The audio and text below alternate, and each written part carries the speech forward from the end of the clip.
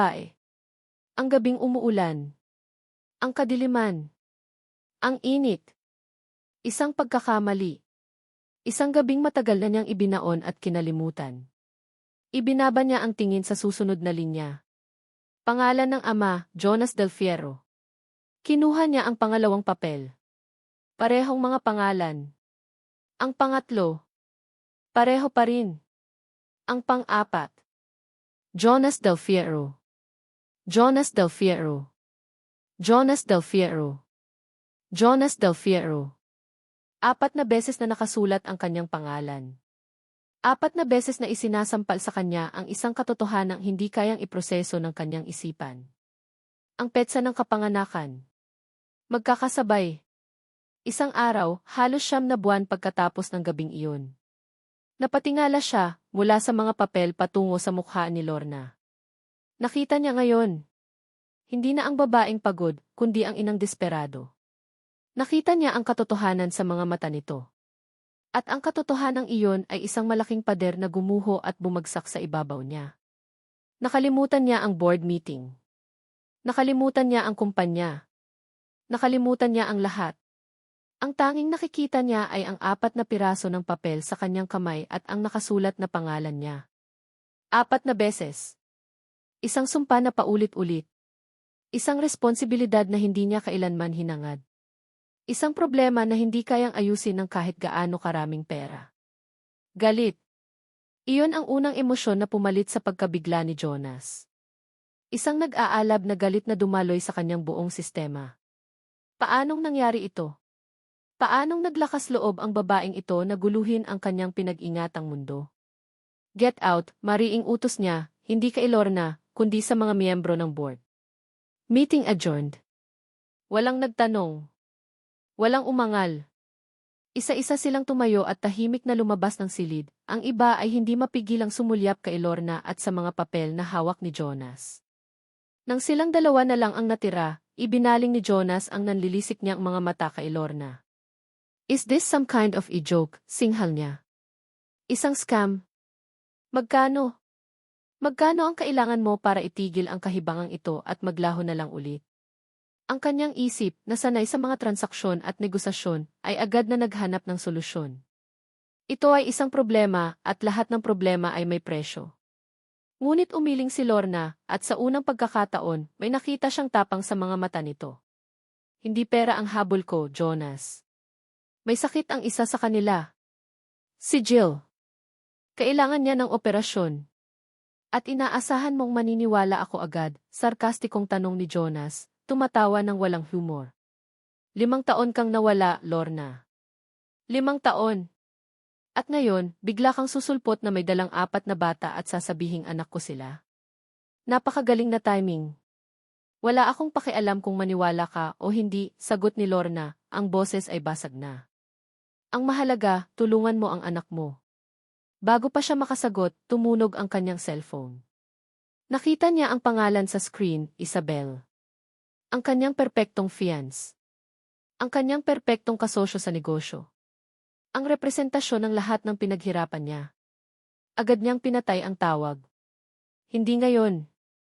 Hindi niya kayang harapin ang dalawang magkasalungat na mundong ito ng sabay-sabay. I will have a lawyer contact you, pinal na sabi ni Jonas, ibinabalik ang kanyang maskara ng si. He will arrange a self-test. Until then, huwag ka nang magpapakita sa opisina ko. Nagmamadali siyang lumabas ng boardroom, iniwan si Lorna na nakatayo doon, mag-isa at talunan. Nagkulong siya sa kanyang pribadong opisina, ang isipan ay nagkawatak-watak.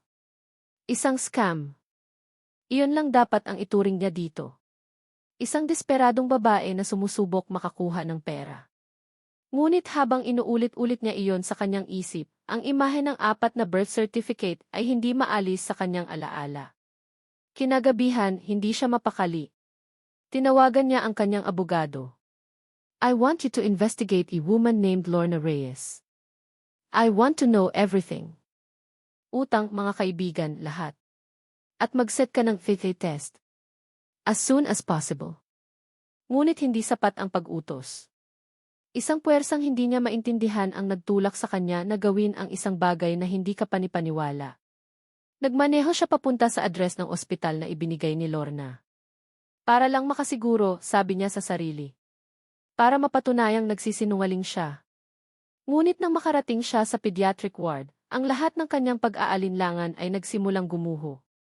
Ang lugar ay maingay sa iyak ng mga bata at sa mahinang pag-uusap ng mga magulang na puno ng pag-aalala. Isang mundo na napakalayo sa kanyang tahimik at kontroladong buhay. Itinuro sa kanya ng isang nurse ang silid. Sa una ay nag-atubili siya, ngunit sa huli ay dahan-dahan siyang lumapit sa salaming bintana ng pinto. At doon, nakita niya ito. Isang maliit na batang babae na nakahiga sa kama ng ospital, napapalibutan ng mga tubo at aparato. Ang balat nito ay maputla, ang mukha ay maliit. Kahit sa gitna ng mga aparato, nakita ni Jonas ang isang bagay na nagpatigil sa kanyang paghinga. Ang hugis ng kanyang baba. Ang bahagyang kurba ng kanyang mga kilay. Isang piraso ng kanyang sarili na nakikita niya sa salamin araw-araw, ngayon ay nakikita niya sa mukha ng isang batang hindi niya kilala. Isang kakaibang emosyon ang kumurot sa kanyang dibdib. Hindi ito galit. Hindi ito inis.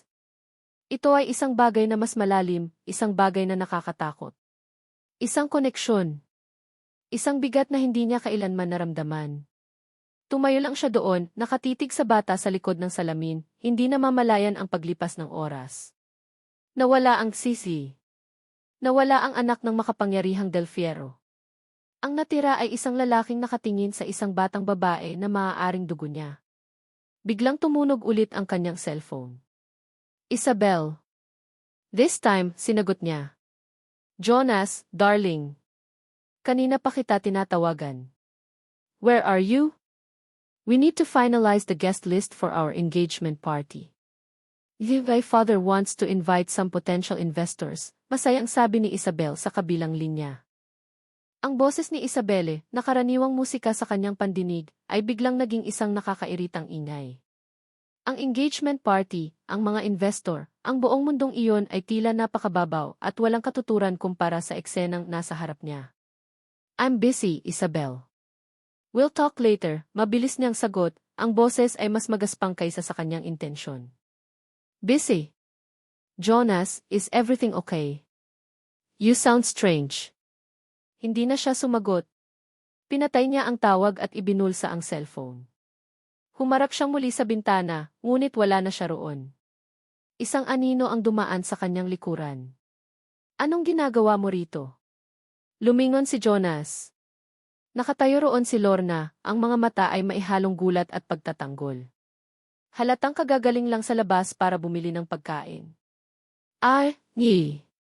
Hindi alam ni Jonas kung ano ang sasabihin. I was just verifying. Lumapit si Lorna sa kanya, ang pagod ay malinaw sa kanyang mukha, ngunit may apoy sa kanyang mga mata. Nakikita mo ba siya, Jonas? Hindi siya isang numero sa isang financial report. Hindi siya isang problema na kailangan mong ayusin. Anak mo siya. Ang mga salita ni Lorna ay tumama sa kanya nang may bigat na hindi niya inaasahan. Kahit isang beses lang, Jonas, nagpatuloy si Lorna, ang boses ay naging isang pakiusap. Subukan mong tingnan sila hindi bilang isang problema, kundi bilang mga anak mo. Hindi nakasagot si Jonas. Nakatitig lang siya kay Lorna at pagkatapos ay sa bata sa loob ng silid. Sa isang sandali, ang isip ng Sihi na laging nagkalkula at ang puso ng isang ama na hindi niya alam na mayroon siya ay nagbanggaan. At sa unang pagkakataon sa kanyang buhay, hindi sigurado si Jonas Del Fierro kung alin sa dalawa ang mananalo. Lumipas ang 2 araw na parang isang panaginip para kay Lorna. Isang panaginip na halo-halong ginhawa at pait. Dumating ang resulta ng test. Isang tawag mula sa isang abogadong may malamig na boses ang kumumpirma ng hindi na kailangang kumpirmahin pa. Si Jonas Del Fierro nga ang ama. Walang pag-aalinlangan. Kaagad, kumilos ang makinarya ng yaman ni Jonas. Isang text message lang ang natanggap ni Lorna mula sa numero ng abogado. Isang string ng mga numero na katumbas ng sweldo niya sa 10 taon ay pumasok sa kanyang halos wala ng lamang bank account. Sa loob lang ng isang oras, inilipat si Jill mula sa maingay na ward patungo sa isang malaki at pribadong silid sa pinakamahal na palapag ng ospital. Ang silid ay napakalinis at napakaputi. May sarili itong banyo, isang maliit na sofa para sa bisita, at isang malaking bintanang salamin na tanaw ang luntiang parke sa labas. Ang amoy ay hindi na disinfectant, kundi isang bahagyang halimuyak ng air freshener. Ang mga aparato na nakakabit kay Jill ay bago at tahimik. Lahat ay perpekto. Lahat ay malamig. Lahat ay binayaran.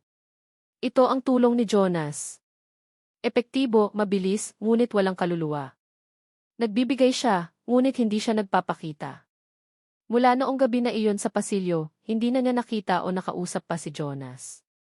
Para bang ang responsibilidad niya ay nagsimula at nagtapos sa pagpirma ng tseke. Habang pinupunasan ni Lorna ang noo ni Jill, isang bahagi niya ang nagpapasalamat. Dahil sa pera ni Jonas, may pag-asa na ngayon si Jill. Ngunit may isa pang bahagi, isang maliit at makasariling bahagi, na nakakaramdam ng kirot. Tila ba binabayaran na lang sila ni Jonas para manahimik at huwag nang manggulo pa sa buhay nito. Biglang bumukas ang pinto. Inaasahan ni Lorna na isang nurse o kaya ay isang orderly, kaya bahagya lang siyang lumingon. Ngunit hindi tunog ng sapatos ng nurse ang kanyang narinig, kundi ang marahan at matatag na pag-click-clack ng mamahaling takong sa makintab na sahig. Isang pamilyar na pabango, mamahalin at matapang, ang biglang pumuno sa hangin, kasabay ng pagpasok ng isang babaeng tila kinuha mula sa pabalat ng isang fashion magazine. Si Isabel Montenegro. Nakatayo ito sa may pintuan, nakasuot ng isang eleganteng puting bestida na lalong nagpatingkad sa perpekto niyang kutis. Ang kanyang buhok ay nakaayos ng walang kamali-mali, at ang kanyang mukha ay mayroong ngiti, isang ngiting napakatamis, ngunit hindi umabot sa kanyang mga mata. Sa kanyang mga kamay, may dala siyang isang malaking paper bag mula sa isang kilalang mamahaling department store, at isang baukwet ng mga bulaklak na mas malaki pa sa ulo ni Jill. Natigilan si Lorna. Ang hangin ay tila nawala sa kanyang mga baga. Ito ang babae mula sa mga society pages. Ito ang fiancé ni Jonas. Ang hinaharap ni Jonas. At siya, si Lorna, ay ang nakaraan, isang nakaraang pilit niyang itinago. You must be Lorna, sabi ni Isabel, ang boses ay malambing at makinis na parang sutla. Lumakad ito papalapit, ang bawat hakbang ay puno ng kumpiyansa. I'm Isabel. Fiancé ni Jonas. Pinilit ni Lorna na tumayo ng tuwid. Ma'am Isabel. Magandang araw po. Ang isip po ay kusang lumabas sa kanyang bibig, isang ugali mula sa kanyang nakaraang buhay bilang katulong. Oh, please, just Isabel, sabi nito, tumatawa ng bahagya. Ibinaba niya ang mga dala sa ibabaw ng maliit na mesa. Jonas and I were so worried when we heard about the child. Kawawa naman ang bata.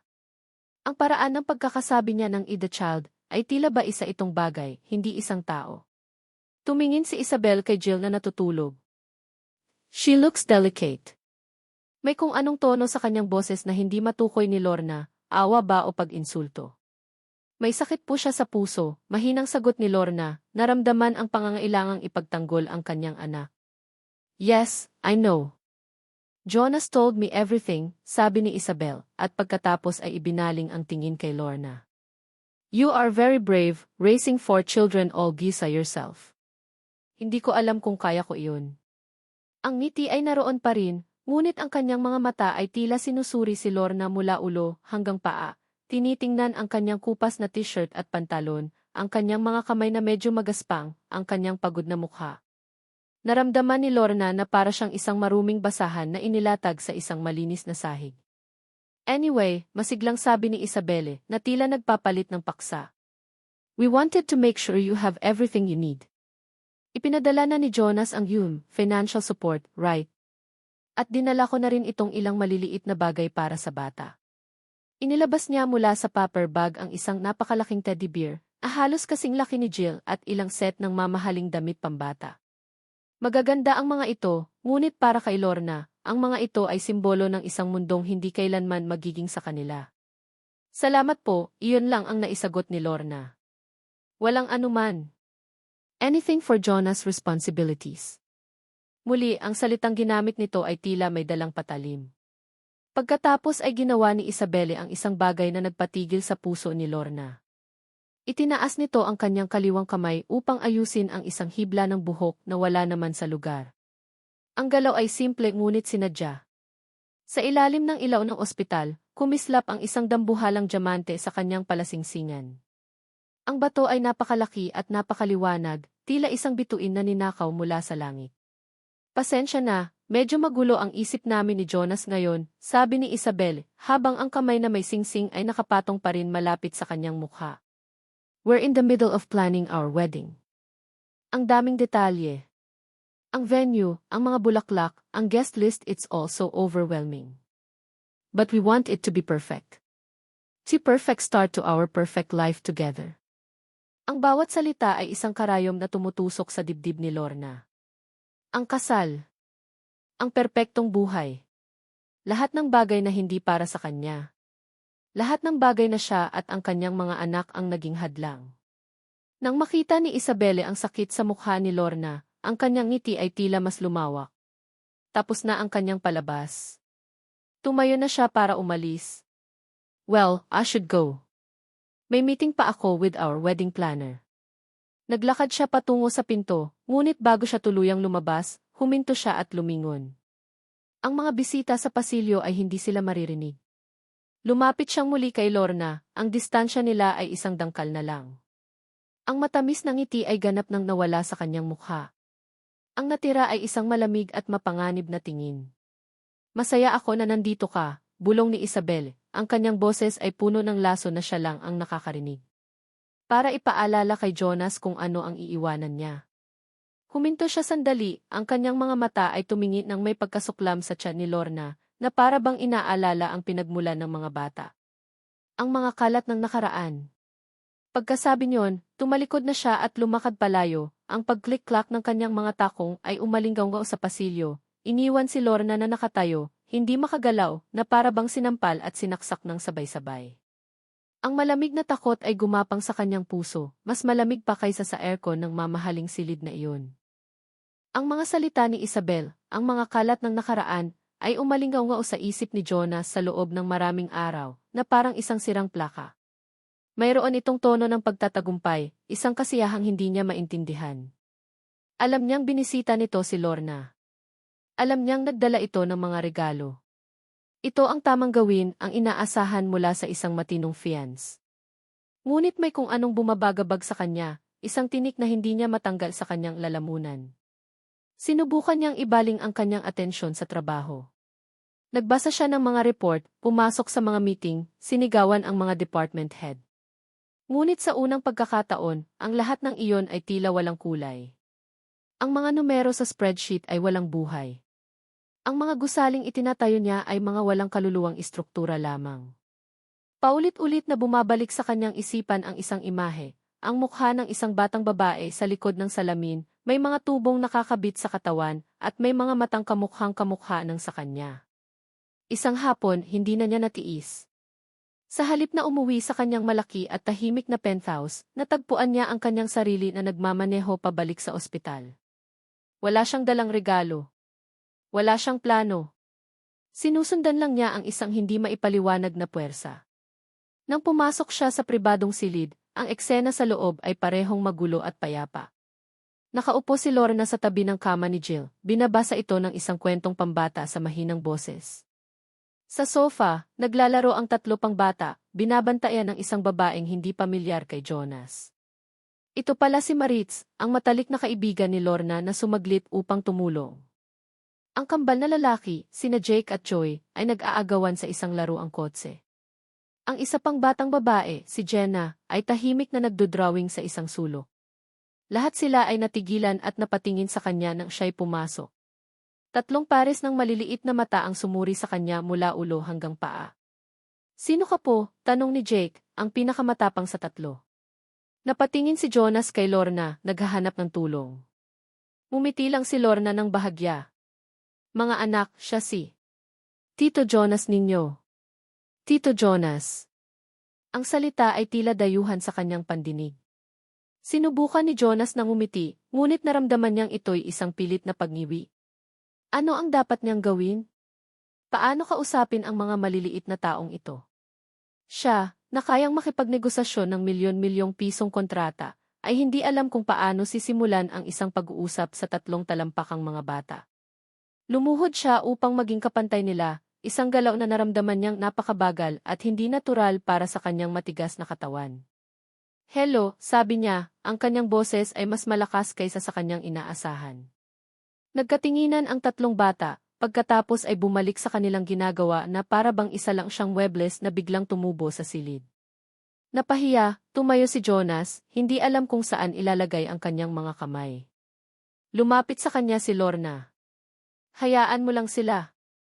Masasanay din yan. Pinanood niya ang mga bata.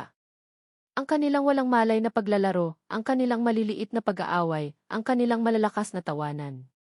Sila ay isang kumpletong mundo sa kanilang sarili. Isang mundong nabuo nang wala siya. At sa gitna ng lahat, isang tanong ang nagsimulang mabuo sa kanyang isipan, bakit? Bakit hinayaan ni Lorna na mabuo ang mundong ito nang wala siya?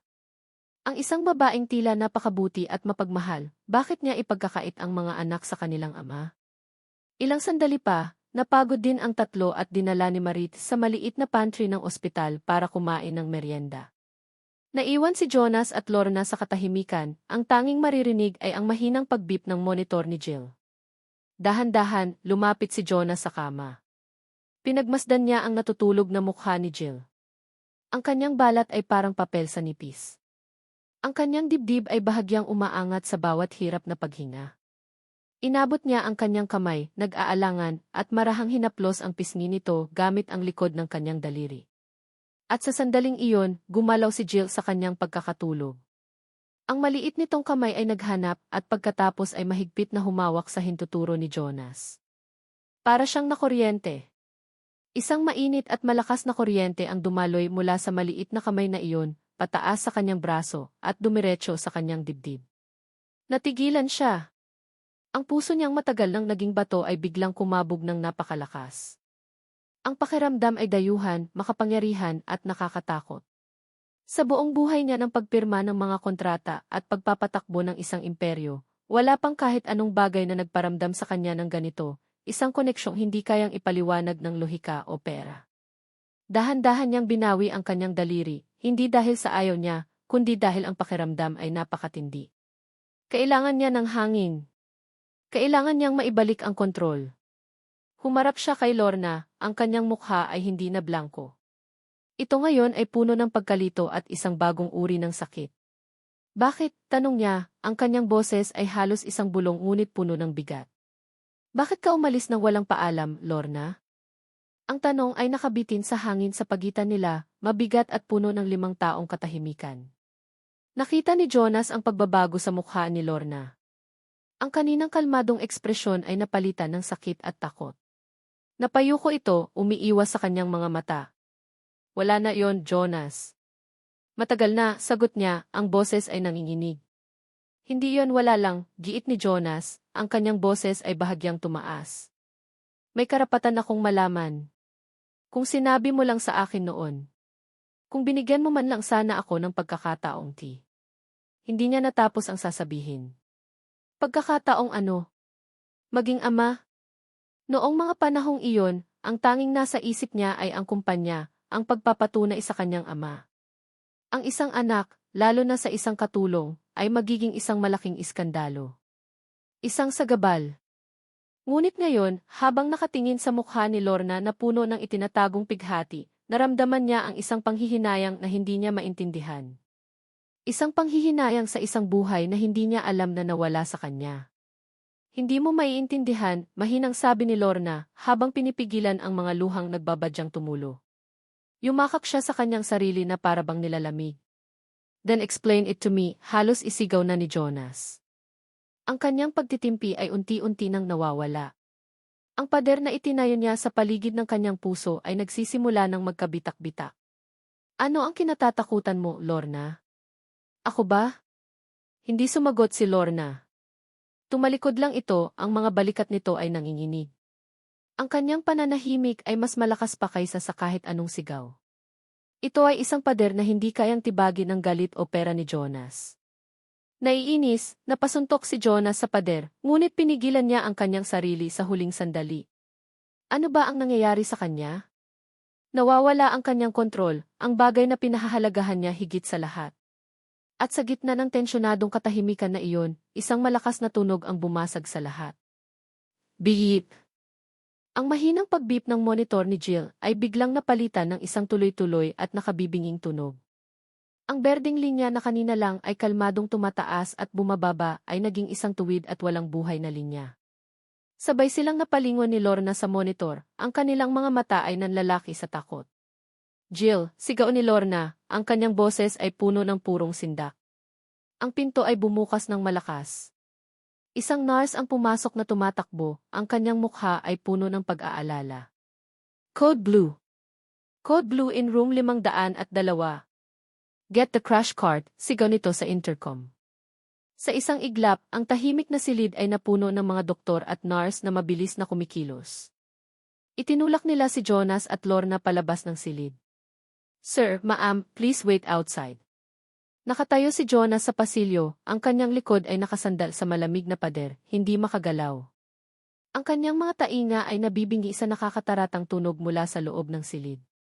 Nakikita niya sa siwang ng pinto ang mga anino ng mga taong nagmamadali, ang liwanag mula sa defibrillator. Clear!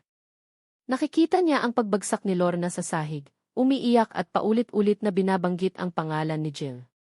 Ngunit si Jonas ay hindi makagalaw. Ang buong mundo niya ay huminto.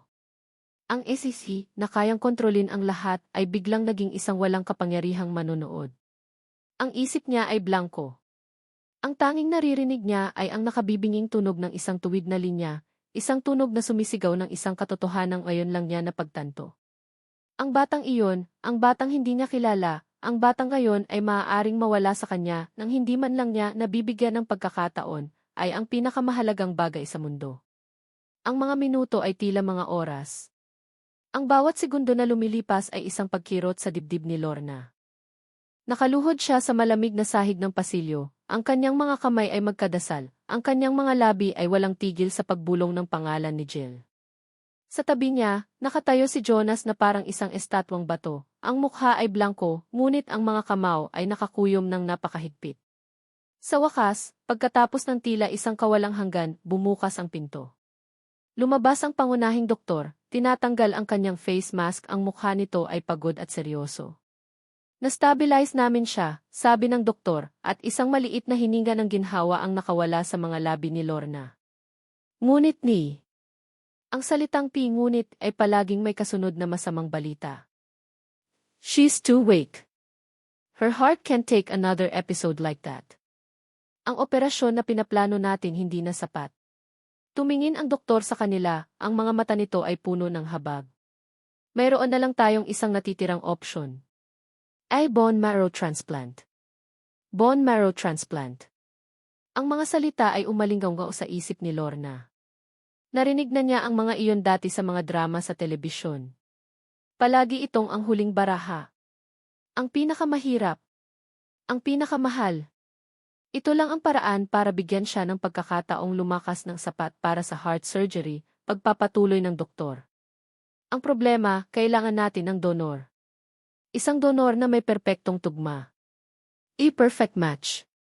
At napakahirap maghanap noon. Paano? Tanong ni Jonas, ang kanyang boses ay garalgal, ang unang pagkakataon na nagsalita siya mula pa kanina. Ano ang kailangan naming gawin? Unahin nating itest ang mga kapatid niya. Sila ang may pinakamataas na tsansa, paliwanag ng doktor. Pagkatapos, kayong dalawa ang mga magulang. Kung wala, kailangan nating maghanap sa international registry, pero abutin iyon ng panahon. Panahon na maaaring wala na si Jill. Ang bawat salita ay isang dago. Ngunit sa gitna ng kadiliman, isang maliit na kislap ng pag-asa ang sumibol sa puso ni Lorna. 4 ang anak niya. 4 na pag-asa. Sina Jake, Joy, Jen na isa sa kanila ay siguradong magiging kaligtasan ng kanilang kapatid. Kailangan. Ang sumunod na araw ay isang mahabang paghihintay na puno ng dasal. Dinala ni Lorna ang kanyang 3 malulusog na anak sa ospital. Habang kinukuhanan sila ng dugo, isa-isa, kinakagat ni Lorna ang kanyang labi upang pigilan ang pag-iyak.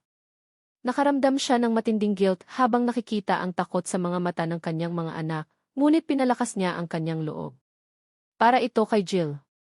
Maging matapang ka, anak, para kay Ate Jill. bulong niya kay Jenna habang hinahaplos ang buhok nito. Bumalik sila sa silid ni Jill. Naghintay sila. Bawat pagtunog ng telepono, bawat pagdaan ng Nor sa labas ng pinto, ay nagpapatayo ng mga balahibo sa kanyang batok. Si Jonas ay naroon din, tahimik na nakaupo sa isang sulok, ang kanyang cellphone ay laging nasa kamay, tila naghihintay din ang CE ay nawala, ang natira ay isang ama na puno ng takot. Hapon na nang dumating ang unang resulta. Si Jake. Negatibo. Hindi tugma. Isang oras pa, ang resulta ni Joey. Negatibo. Ang dibdib ni Lorna ay nagsimula ng manikip. Ang natitirang pag-asa niya ay nakasentro na lang kay Jenna, ang kanyang kaisa-isang babae bukod kay Jill. Ngunit nang dumating ang tawag, ang boses sa kabilang linya ay puno ng panghihinayang. Hindi rin si Jenna. Gumuho ang pag-asa ni Lorna. 3 beses siyang umasa, 3 beses siyang nabigo. Sunod siyang sinubukan at pagkatapos ay si Jonas. Bilang mga magulang, alam nilang maliit lang ang sansa. At tama nga sila. Partial match lang sila, hindi sapat para sa isang matagumpay na transplant. Wala na. Ang lakas na pinilit niyang tipunin ay bigla na lang nawala. Napaluhod si Lorna sa sahig, at ang mga luhang kanina pa niya pinipigilan ay bumuhos na parang isang sirang dam. Ang mga hikbi niya ay malakas at puno ng sakit, ang tunog ng isang inang tuluyan ng natalo. Wala na siyang pakialam kung sino ang makakita. Wala na siyang pakialam sa kahit ano. Ang anak niya mamamatay ang anak niya. Sa gitna ng kanyang paghihinagpis, naramdaman niya ang isang pares ng malalakas na kamay sa kanyang mga balikat. At pagkatapos, naramdaman niya ang kanyang sarili na hinihila patayo at niyayakap. Si Jonas. Niyayakap siya ni Jonas. Ang yakap ay hindi malambing, ito ay magaspang, medyo awkward, na parang hindi sanay ang lalaki sa ganitong uri ng pagkilos. Ngunit ito ay mahigpit. Ito ay protektado. At sa sandaling iyon, sa gitna ng kanyang kawalan ng pag-asa, kumapit si Lorna sa likod ni Jonas at umiyak ng umiyak sa dibdib nito. Hindi niya alintana kung nababasa na ang mamahaling damit nito. Hindi niya alintana ang mundo sa paligid nila. Ang tanging alam niya ay sa unang pagkakataon sa loob ng 5 taon, hindi na niya pinapasan ang bigat ng mundo ng mag-isa. May isang taong kasama niya sa dilim. Gagawin ko ang lahat, Lorna, narinig niyang bulong ni Jonas sa ibabaw ng kanyang ulo. Ang boses nito ay garalgal at puno ng isang emosyong hindi pa niya kailanman narinig mula rito. Lahat. Naririnig mo ba ako? Hindi ko hahayaang mawala siya sa atin. Ang mga salitang iyon, ang pangakong iyon, ay parang isang lubid na inihagis sa isang taong nalulunod. Kumapit si Lorna dito ng buong lakas. Tumango siya ng paulit-ulit sa dibdib ni Jonas, hindi makapagsalita, hinahayaan lang ang mga luha na maging sagot niya. Nanatili sila sa ganoong posisyon ng ilang sandali. Ang isisi na malamig at ang dating katulong na puno ng pighati, magkayakap sa gitna ng isang pasilyo ng ospital, pinag-isa ng isang takot na mas malaki pa sa kanilang mga nakaraan. Pagkatapos, dahan-dahan siyang kumala sa pagkakayakap.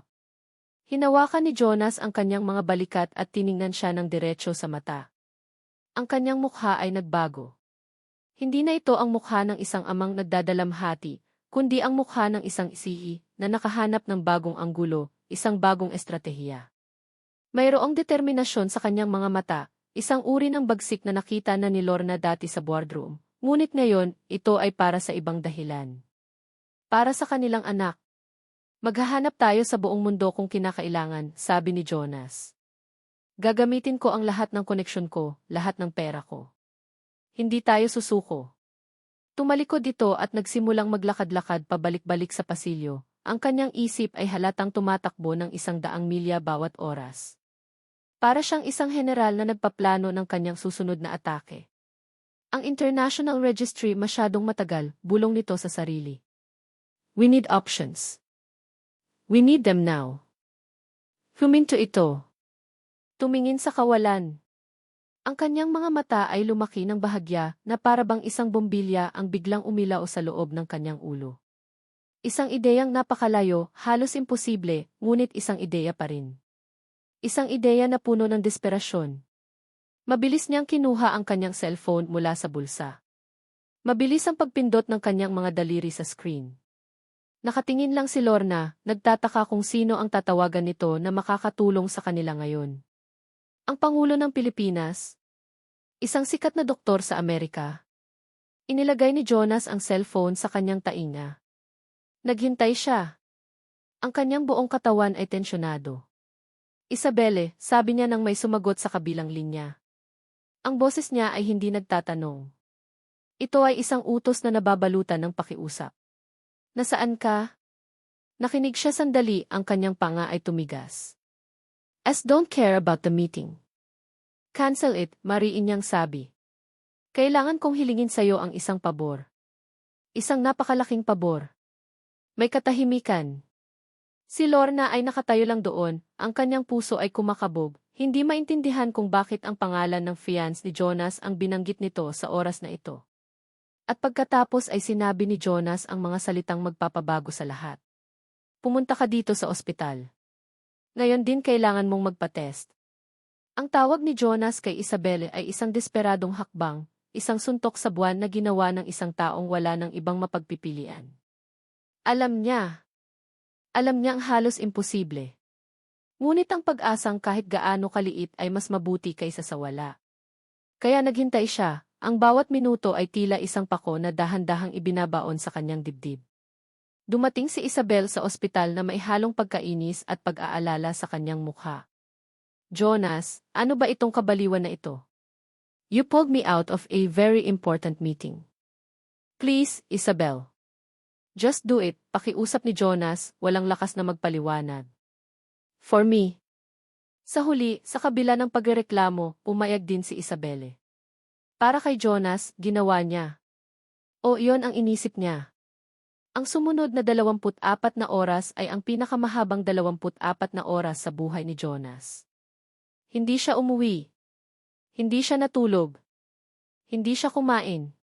Nanatili lang siya sa ospital, malapit kay Lorna na tahimik ding nagdarasal. Ang kanilang presensya ay isang hindi sinasadyang suporta para sa isa't isa. Kinabukasan, habang nakaupo siya sa isang upuan sa labas ng silid ni Jill, ang kanyang ulo ay nasa kanyang mga palad, tumunog ang kanyang cellphone. Isang hindi rehistradong numero mula sa ospital. Nanginginig ang kamay na sinagot niya ito. Del Fierro. Ang boses sa kabilang linya ay ang boses ng doktor ni Jill, ngunit ngayon, mayroon itong kakaibang tono. Isang tono ng pagkamangha. Yes, this is Jonas Del Fierro. Del Fierro, hindi ko alam kung paano ito nangyari. It's a miracle. Your fiancée is Isabel Montenegro, she's a perfect match. Natigilan si Jonas. Ang mga salita ay tila hindi nag-register sa kanyang utak. Ano-anong sabi ninyo, Dolph? 1 in a million chance, Del Fierro. But it's confirmed.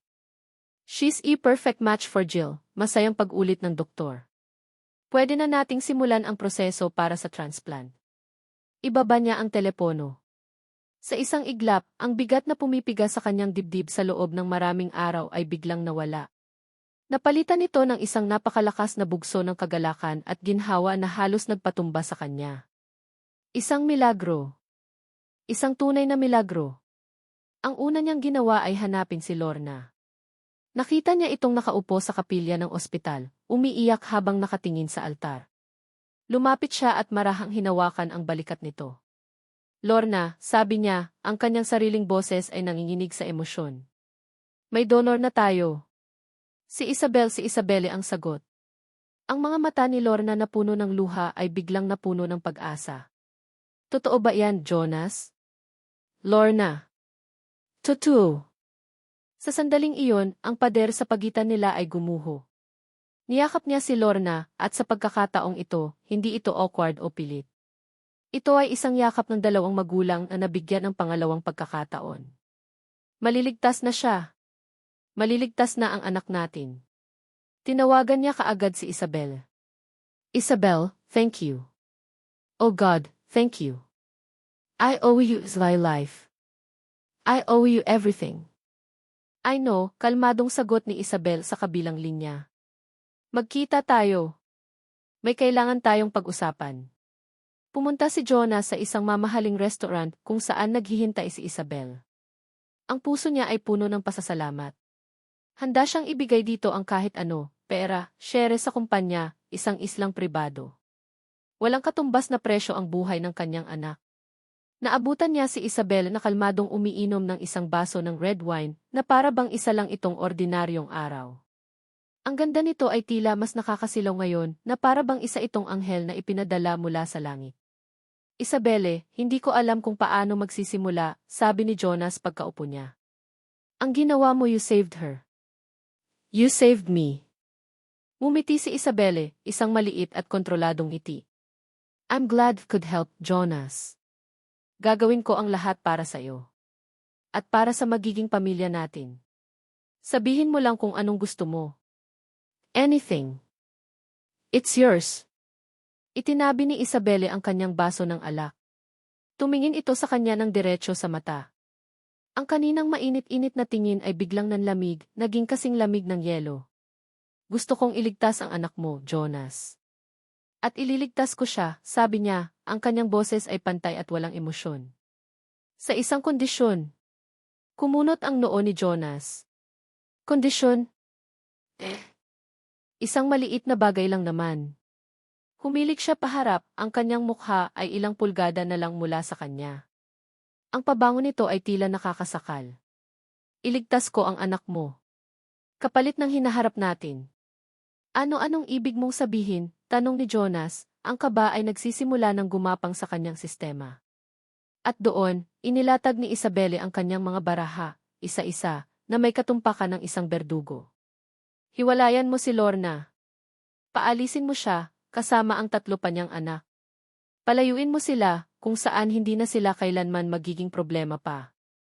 Ang dugo ay tila nawala sa mukha ni Jonas. Isabelle, ano bang pinagsasabi mo? Hindi siya pinansin ni Isabelle at nagpatuloy. Pangalawa, pakasalan mo ako. Kaagad. Walang pagpapaliban. At pangatlo ang pinakamahalaga sa lahat di. Tumingin ito sa kanya, at sa mga mata nito, nakita ni Jonas ang isang bagay na mas masahol pa sa galit. Nakita niya ang isang malamig at nag-aabang na kasakiman. Palalakihin natin si Jill bilang anak nating 2. Siya lang. Makakalimutan niya si Lorna.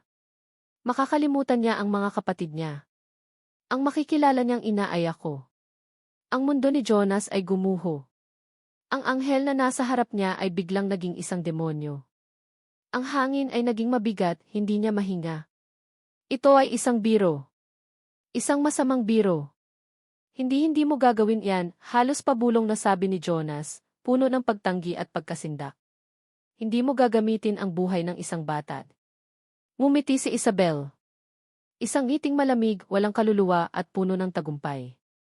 Itinaas niya ang kanyang baso ng alak na para bang nag-aalok ng isang tuos sa kanyang sariling henyo. Subukan mo ako, Jonas. Ang kagalakan na naramdaman ni Lorna ay kasing bilis ng isang bulalakaw, nakakasilaw sa isang saglit at pagkatapos ay biglang naglaho sa dilim. Ang pag-asa na isinabit niya sa pangalang Isabel Montenegro ay unti-unting naging isang nakakakilabot na pangamba. Nang bumalik si Jonas mula sa pakikipag-usap nito kay Isabel, iba na ang lalaking humarap sa kanya. Nawala na ang Jonas na yumakap sa kanya sa pasilyo, ang Jonas na nangakong gagawin ang lahat. Ang bumalik ay ang pamilyar na si malamig, malayo at may pader na muling itinayo sa paligid nito. Ngunit sa pagkakataong ito, ang pader ay hindi gawa sa yelo ng kawalang pakialam, kundi sa salamin ng matinding paghihirap. Anong sabi niya, Jonas? Nanginginig na tanong ni Lorna, sinalubong ito sa labas ng silid ni Jill. Pumayag ba siya? Kailan daw? Umiwas ng tingin si Jonas. Tumingin ito sa sahig, sa dingding, kahit saan, wag lang sa kanyang mga mata.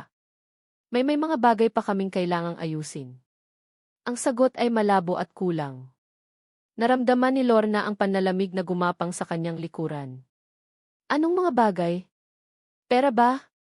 Sabihin mo sa akin, Jonas. Hindi ako magiging pabigat. Hindi pera ang problema, Lorna, sabi ni Jonas, ang boses ay pagod at basag. Mas komplikado kaysa doon. Pagkasabi niyon, tinalikuran na siya nito. Pumasok ito sa isang bakanting waiting room at isinara ang pinto. Iniwan si Lorna na nakatayo sa labas, puno ng mga tanong at lumalaking takot. Sa mga sumunod na oras, Nakita niyang naglalakad ito pabalik-balik sa loob ng silid. Ang cellphone ay laging nasa taing niya, ang mukha ay puno ng pagkabagabag. May kausap itong mga abogado, mga bangkero, ang isip ay halatang nagtatrabaho ng husto. Ngunit sa tuwing magtatama ang kanilang mga mata, umiiwas ito. Ang dating pag-asa ni Lorna ay napalitan ng hinala. Ano ang nangyari sa pag-uusap nila ni Isabel? Bakit biglang nagbago ang lahat? Naramdaman niyang may itinatago si Jonas sa kanya, isang bagay na napakabigat at napakasakit. Kinahapunan, ang kanyang mga tanong ay nasagot sa paraang hinding-hindi niya inaasahan. Habang naglalakad siya pabalik sa silid ni Jill mula sa kantin, may dalang isang supot ng tinapay para sa 3 pa niyang anak, narinig niya ang mga boses mula sa opisina ng doktor na bahagyang nakaawang ang pinto. Boses ni Jonas, puno ng galit at kawalan ng pag-asa. At ang boses ni Isabel, malamig at matatag. Hindi ko kayang gawin yan, Isabel. Buhay ng anak ko ang pinag-uusapan natin, sigaw ni Jonas. Napatigil si Lorna. Ang kanyang puso ay nagsimulang kumabog ng napakabilis. Dahan-dahan siyang lumapit sa pinto, nagtatago sa gilid, ang kanyang hininga ay pigil. Hindi, Jonas, kalmadong sagot ni Isabel. Ang boses nito ay walang bahid ng emosyon na lalong nagpakilabot kay Lorna. Kinabukasan natin ang pinag-uusapan natin. Isang kinabukasan na walang bahid ng nakaraan mo. Isang malinis na simula. Malinis na simula. Sa paanong paraan, Isabel? Sa pamamagitan ng pagtatapon sa 3 ko pang anak. Sa pag-aalis sa kanilang ina. Narinig ni Lorna ang pagbagsak ng isang bagay sa loob, marahil ay isang aklat na ibinagsak sa mesa. Sila ang presyo, Jonas. Simple lang. Ang buhay ng isang bata para sa perpektong pamilyang gusto ko. Ikaw, ako, at si Jill. Ang anak nating 2. Walang Lorna. Walang ibang mga bata. Tanggapin mo o iwanan mo. Pero tandaan mo, kapag tinalikuran mo ang alok ko, tinatalikuran mo rin ang tanging pag-asa ng anak mo. Sa sandaling iyon, ang mundo ni Lorna ay huminto sa pag-ikot. Ang supot ng tinapay na hawak niya ay nahulog sa sahig, ngunit hindi niya ito narinig. Ang mga salita ni Isabelle ay umikot-ikot sa kanyang isipan na parang lason. Sila ang presyo. Walang Lorna. Walang ibang mga bata. Ngayon, naiintindihan na niya ang lahat. Ang pagbabago ni Jonas. Ang paghihirap sa mga mata nito. Ang pag-iwas. Hindi ito nahihirapan dahil sa pera o sa proseso. Nahihirapan ito dahil pinapipili siya sa isang imposibleng sitwasyon. Ang buhay ni Jill kapalit ng 3 pa niyang anak. Kapalit niya.